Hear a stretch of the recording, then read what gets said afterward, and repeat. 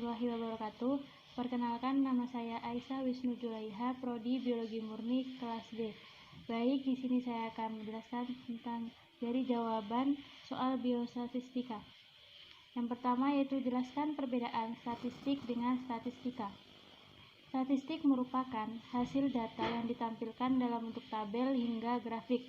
Data atau angka pada statistik bisa diperoleh dari pengumpulan data melalui wawancara ataupun tanpa melakukan wawancara. Karenanya, statistik pada dasarnya merupakan kumpulan data yang dihasilkan dari pengolahan yang dipelajari dalam statistika. Adapun statistika adalah metode atau sebuah ilmu yang mempelajari tentang bagaimana mengumpulkan, merencanakan, menginterpretasi, dan menganalisa data. Tujuannya untuk mempresentasikan hasil data yang diperoleh. Singkatnya, statistika merupakan cabang ilmu terkait dengan data-data serta bagaimana mengumpulkannya. Dengan kata lain, statistika merupakan ilmunya, sementara statistik adalah datanya. Soal yang kedua yaitu apa yang dimaksud dengan data diskrit dan data kontinu. Data diskrit adalah data yang memiliki ruang kosong di antara nilai-nilai, sedangkan data kontinu adalah data yang berada pada urutan kontinu.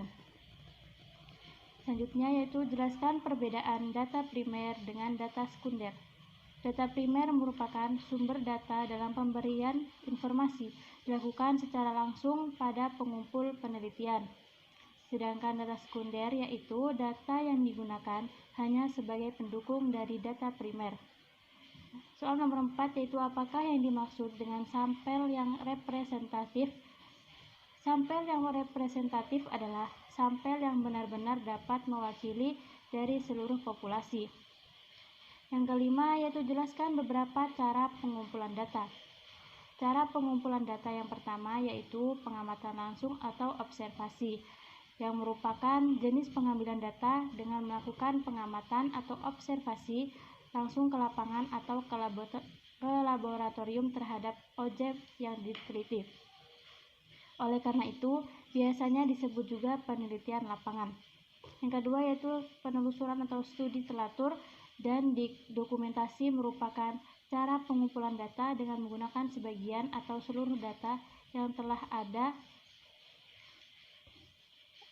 ada atau laporan dari peneliti sebelumnya.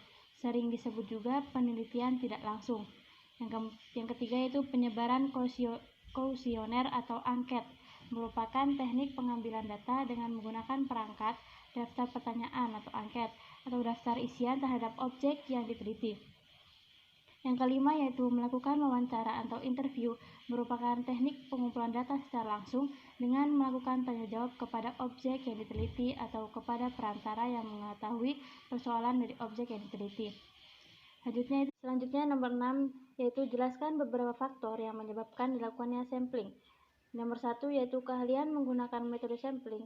Hal ini disebabkan karena keahlian yang rendah dalam menggunakan sampling, persepsi auditor terhadap metode sampling statistik, dan persepsi auditor terhadap resiko sampling.